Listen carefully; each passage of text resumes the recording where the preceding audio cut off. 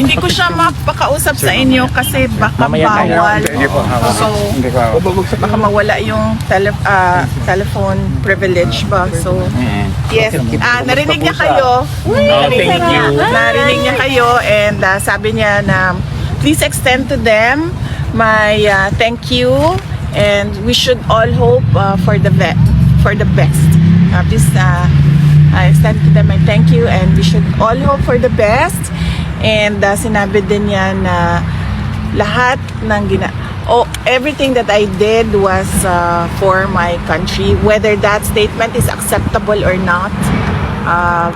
But that is my statement. Everything I did for my country. Yeah, BP, so ang haba ng pag-uusap ninyo, how is he, is he taking his medicines properly? Meron bang special nurse na or doctors na tumitingin doon just to make sure that he gets all his medicines? Yes, there is a doctor supervising his medical plan. Earlier this morning, I talked to the doctor and then I was asking if she can explain to me what they are doing. But there's a doctor-patient confidentiality about that. So I just asked her, just take care of him. And she said that she's doing that. And her visits are frequent with with President Duterte because of his age, and she understands that he has medical conditions that need to be monitored. Pero yung mga medicines po niya sa Pilipinas, naiinom naman po niya dito? Yung tanong ng doktor sa Pilipinas, kasi meron siyang mga doktor doon sa Pilipinas, may medisina, pinadala natin dito yon, binigay natin doon sa loob. Yun yung gusto makuha ng doktor sa Pilipinas. Pero nagsabi yung doktor dito, sabi niya, hindi niya maibigay yan. But rest assured, sabi niya, I am a professional, I am a medical doctor. My job is to take care of the patient. Hindi ba kayo worried doon, VP? Well, of course, worried tayo, diba? But we just have to trust them that they are professionals, no? At alam nila kung anong ginagawa nila. At nandoon naman na lahat ng records, no, na-submit natin sa kanila kung ano yung mga ginawa ng mga lab tests, ano yung mga diagnosis ng mga doctors noon. So at least nakikita niya yung history, medical history ni Pangulong Duterte, and nakikita niya siguro ngayon kung ano yung mga nararamdaman, kung meron man, at makadecide siya kung anong mga gamot, kung kailangan man. But I understand from the lawyers, unlike daw sa Pilipinas at sa Amerika na mahilig magbigay ng gamot ang doktor, dito daw sa Netherlands, hindi daw ganyan yung doktor. Yes, very very conservative sila sa gamot. And I think siguro maganda din yon, no? Dahil nakita ko isang beses din yung doctor na kasama niya si Pangulong Duterte. Nung nag-request ako ng wheelchair, nagsabi yung nurse na ay hindi pwede kasi kailangan niya maglakad. And sabi ng doctor, you need to use your muscles. So ganun sila dito. Hindi tulad sa atin, no, na parang yung pag masakit ang ulo, diretso tayo inom ng paracetamol. So hindi ganyan dito. So we just have to trust their healthcare programs and then their professionalism. VP, just a point of clarification. You were on the phone with your father. Aside from visiting him personally, how important is it that you still had to talk to him on the phone, apart from visiting him personally? Oo. I have no schedule today to visit him in person. The schedule this afternoon will be for Hanilet and Veronica. I was here this morning to deliver documents that was asked of me from the detention unit, so I delivered it personally to the person who asked for it. And yes, so instead of in-person visit, I was allowed a phone call. So we discussed updates in that phone call. How did the former president react upon hearing the loud shouts of support from the supporters here? Yes, nagtanong siya, sabi niya, merong mga kababayan sa labas in English kasi we're only allowed to speak in English because all our conversations are recorded. So, sabi niya, merong mga kababayan sa labas. Yun, sinabi niya, please extend them my thank you. We all hope for the best, and everything I did for my country, whether that statement is acceptable or not, but everything I did for my country, and I want that message out to the world. VP, on another note, do you think Senator Imy's committee's investigation can still play a meaningful role or contribute to your pursuit of justice regarding your father's arrest, considering the palace's directive preventing cabinet secretaries from attending the legislative hearing under the claim of executive privilege? I'm not hopeful for the case of President Duterte getting justice from the government and the administration right now. But I hope that it will not happen again to another Filipino. So that is the value of the committee hearings right now. Maybe they can come up with rules, guidelines, or laws that that thing that happened to President Duterte, like it's called extraordinary rendition in international law, doesn't happen to others. So it would be an example of what should not happen to a Filipino inside our country on Philippine soil. Sinabi po ni Attorney Kaufman kanina that the core defense team has already been completed. So does this mean that your duty or your task here is finally done before you go back to the Philippines and continue your role as Vice President, even as you continue your role as Vice President while you're here in the Hague?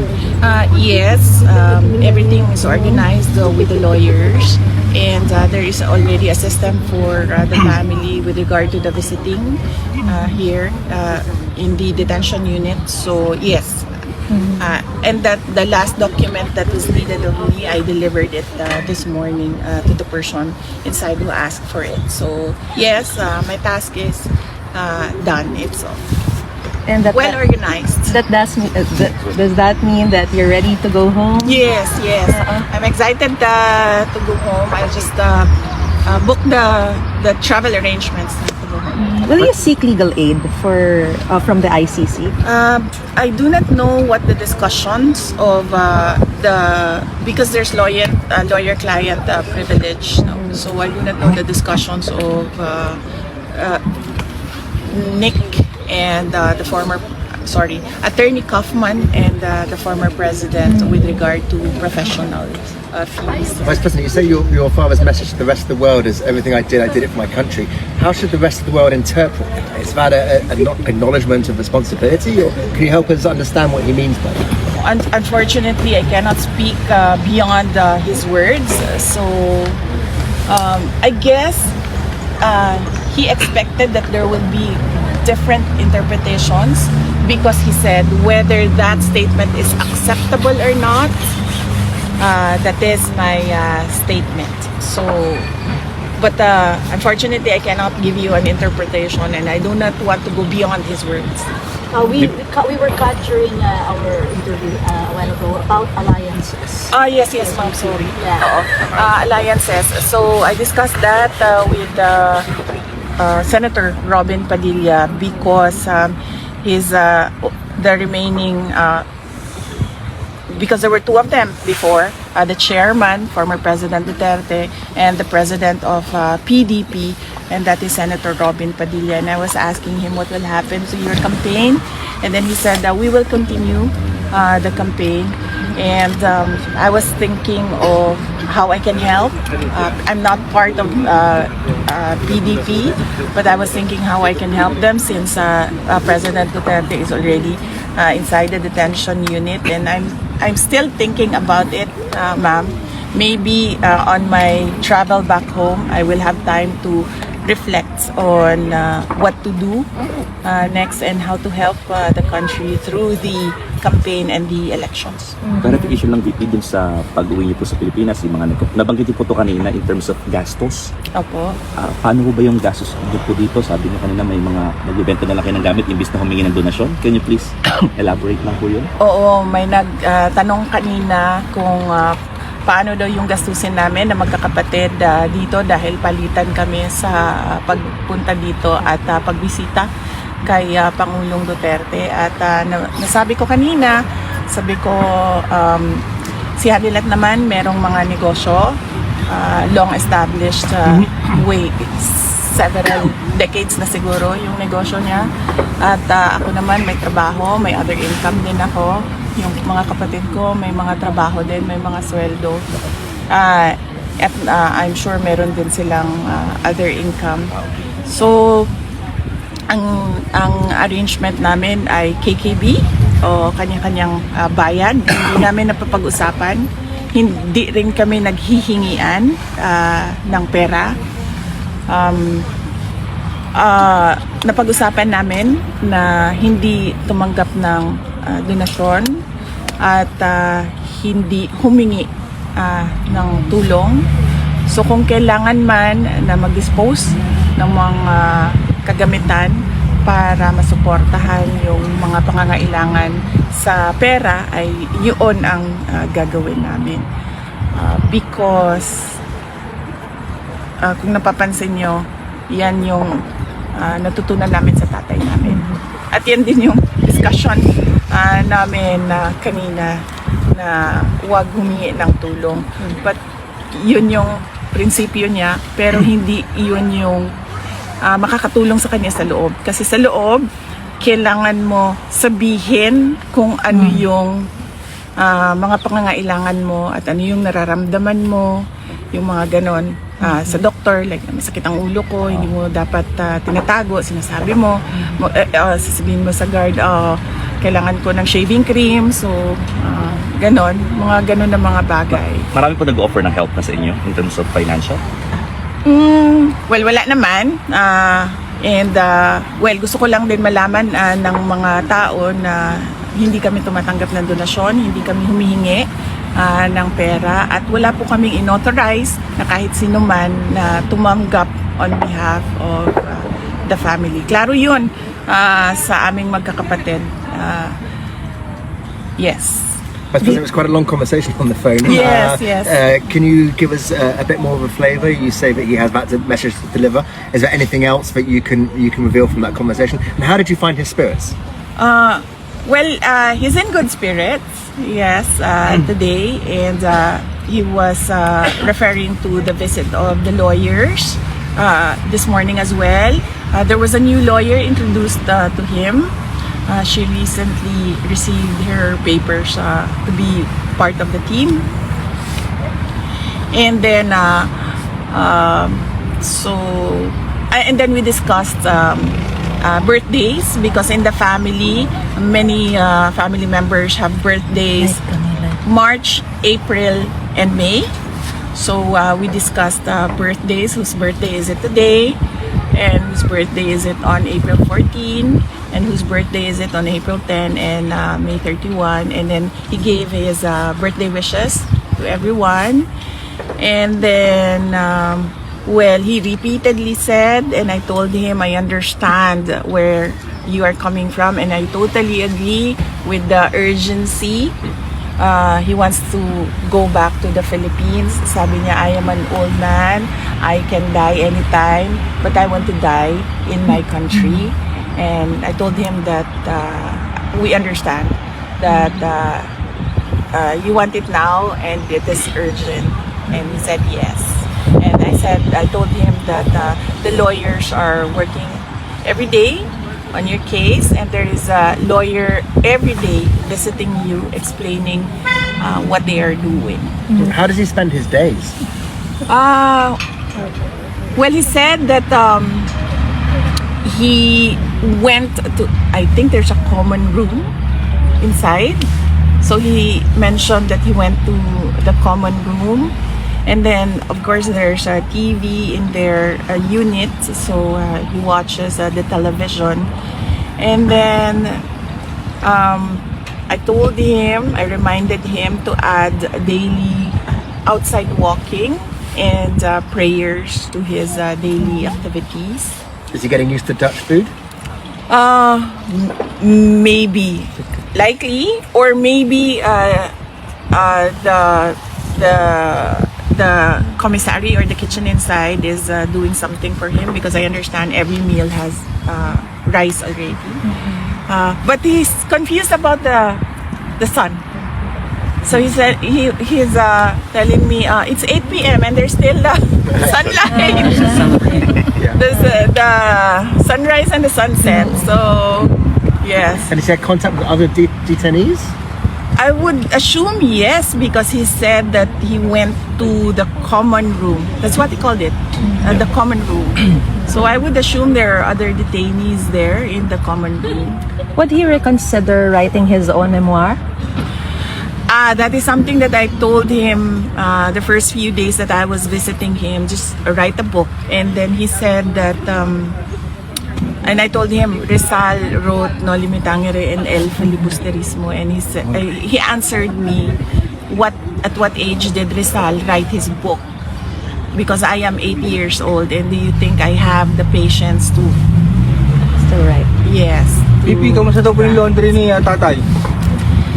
Ginagawan po ng paraan. Meron po kaming hinihingi na request sa loob kung paano mapadali yung sistema ng paglinis ng kanyang mga damit. So sana ay maaprobahan. Pero syempre, susunod pa rin kami kung ano yung desisyon ng detention unit. Sa ngayon, madami naman na siyang damit sa loob. So baka hindi pa naubos yung kanyang gamit sa loob. VP, kaninang umaga, Philippine time, si impeachment prosecutor Marcelino Lebanon and first rider representative Prrd Gutierrez, they led the filing in the Senate of this petition or issue writ of summons to direct you po to answer the articles of impeachment within a non-extendable period of 10 days. You're going back home. You said that you already have a team ready for it, but let me just ask your reaction on this new petition that has been filed to the Senate with regards to this non-extendable writ of summons to direct you to answer. The best person to answer that right now is Senate President Cheese Escudero, since the summons was filed in the Senate. I do not wish to comment on that matter. With regards to the birthdays, you mentioned a lot of birthdays coming up. Does that necessarily mean that those who will be celebrating their birthdays will have a visitation schedule with the president so they can spend their birthdays with the former president? Yes, April 10 we have been requesting for a special visit because it is the birthday of Veronica. April 14, no, that is the birthday of my mother. So she's going home with me. May 31 is my birthday, so I'm still thinking about whether coming here for my birthday. I've not decided on that matter yet. Okay, thank you. VP, about the relationship, you said that your relationship with your siblings and your father has never been better. Yes. How about the relationship of your mothers? They don't have a relationship, ma'am. But I think former President Duterte is overjoyed with with what happened to the relationships between my brothers and I and our half sister. So especially when he saw us there last Tuesday. So that would be the first time that he saw Kitty and me together in person, because we do video calls before. But never in person that he saw me, Kitty, and I together. So, Naisip sa kainahan, day. Saan kami si mga anak? ay, sobra gyud kaayo kamingaw sa mga bata. Kada adlaw mi naga-video call, and kada adlaw ko nagasulti sa ako ang kamingaw ug sa ako ang pagmahal sa ilaha, ug lang ako ang isa ka anak kay mutubag pag maingnan ako I love you mutubag na mag doon ay nagsulti sa ako ang ingana gyud daw ang mga kuan teenager na lalaki pag ingnan nimo I love you maingon ra Maybe just to clarify again, not to presume anything, although di pa naman po kayo nag-file ng interim release for the former president. Pero what you are mentioning na gusto talaga ni former PRRD sa Philippines makabalik. Pero what if hindi siya payagan sa Philippines and other country? Are you considering it? Or meron ba kayo kinoconsider na ibang bansa? Kailangan siguro na yung abogado ang mag-discuss noong interim release, no? So, yan yung usapan namin ng lawyer. Siya lang ang pwede mag-discuss kung ano yung pwede sabihin sa public kasi meron silang lawyer-client confidentiality. So, merong mga bagay na hindi pwede sabihin in public kaya dapat ang lawyer lang din ang magsabi kung anong ginagawa nila as a part of his legal strategy. VP, you've experienced the Dutch bureaucracy and the other good things about the Netherlands or bad things about the Netherlands. Meron ka bang, are you going to get some takeaways and which probably might help you also craft policies when you come home? Yes, ma'am. That question was asked last Tuesday. No, and I discussed one of my takeaways in the Netherlands is the mobility. So here in the Netherlands, you can choose. The person can choose how am I going to go around the Netherlands, or how am I going to go around The Hague. So I can walk, I can use a motorcycle, I can bicycle, I can use Uber, I can taxi, I can use the tram. Is that what you call it? No, the tram, and then there are the trains. So the person has a lot of options. Unfortunately, in the Philippines, we do not have that. In Davao City, when I was mayor, I know and I knew the importance of mass transportation. That's why we started the high priority bus system during the term of President Duterte. Sadly, this is not a project that the current administration is supporting, but that it is very important that a country has a very good mass transport system. So that is one my takeaways in the Netherlands. And not seen anything bad, ma'am. I've been walking here, we only take a taxi when we are almost late, but otherwise we just walk. So never. Although I see the cigarette butts on the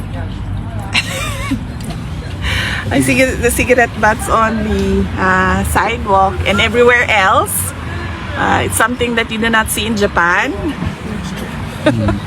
VP, So yes. just to follow up question, in lieu with the ABS-CBN 5 question, you said about the mass transportation. What about the graft and corruption? Is because as you could see, the delivery of social services in this country are given to the people, and which simply shows this graft and corruption is not really evident. So how are you going to, if that would be one of your take home, the mass transportation, what about the graft and corruption in our country, which yes. is really blatant? Yes, sir. As per now. I've not accessed social services here in the Netherlands, so I don't know how it works. But speaking of graft and corruption, it is really what you would call poison for a country. Yes. And in the graft and corruption index, we are high up there. The Philippines is high up there. We need to do something about it. In fact, I talked about it when I resigned from the Department of Education. The budget that we have is not put into good use, and we lose so much money dyan sa mga cuts na tinatawag. And you see it when they craft the budget, because Like say for example, by my personal experience, the budget of the Department of Education, the school building program, the new construction, everything is divided among members of the House of Representatives. And they are not even implementers of projects. That is the job of the executive department. That is the job of the Department of Education. So why are they interested in taking money from school building construction and allowing them to identify the projects? And somehow there is no system where the Department of Education, the DPWH, and the recipient local government unit can check if there was indeed a new construction of the school building, and if there was indeed a new construction, if the construction was up to the standard of the construction of a school building.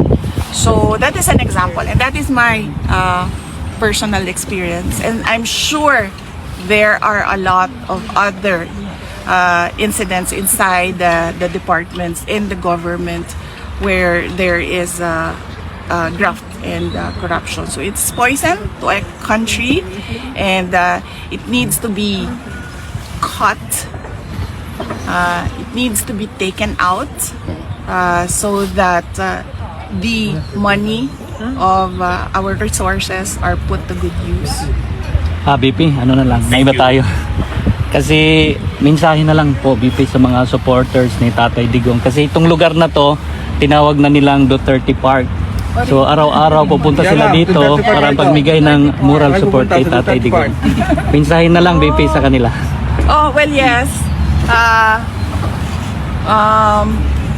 Usually, napapangalan ng mga parks at mga kalsada pag simba ko lang, patay na ang tao. But I'm happy that even if President Duterte is still alive and well, he already has a park. And it is in The Hague, in the Netherlands. Yeah. So parang sikat na sikat ka, no? Pilipino ka pero meron ka ng some sort of pwede ba tawaging pseudo park, kasi hindi naman talaga totoo na Duterte Park, no? Dito sa the Netherlands. Pero sigurado ako, knowing my father, he would want na yung Duterte Park na yan ay nasa loob ng Pilipinas at hindi sa loob ng the Netherlands. BP, you also experience here a sort of equality, like even if you're a politician, you're a rich person, everyone is treated equal. How do you feel about it? You're walking, sa Pilipinas kasi if you're a politician, you have a position, you cannot walk around. You should have bodyguards. Here, even the Prime Minister is fighting. Well, I do not know, ma'am, about the activities of their local politicians here. I've not reached out to any government official here in the Netherlands, so I do not know their activities. But I'm happy that they have that freedom. In the Philippines, I walk. Yes, we have security, but mainly because it is their duty to protect the person. So I'm happy that they have that freedom. I hope we have that freedom as well in the Philippines. I'm not really more concerned about my security, but usually I use the security for the convenience of the public. Kasi pag lumalabas ako, minsan nagkakagulo. So, naiirita yung ibang tao. So, para lang hindi maabala yung ibang tao na ginagamit yung security. Pero I hope we have this freedom as well. Nasubukan ko siya dito, nakapaglakad ako. Sana man lang ay meron din tayong ganyan sa Pilipinas na hindi maabala yung ibang We understand that you are the next of kin since the former president is no longer married. But will there be anyone who will be given the right to conjugal visit, which, according to the law of the ICC, would be given more time as compared to the other visits? For my peace and security, I will not answer that question, ma'am. If you have the opportunity to ask that of the former president, you can ask him who he wants to have. Sorry, let's go na. Bye-bye. Thank you so much. Thank you.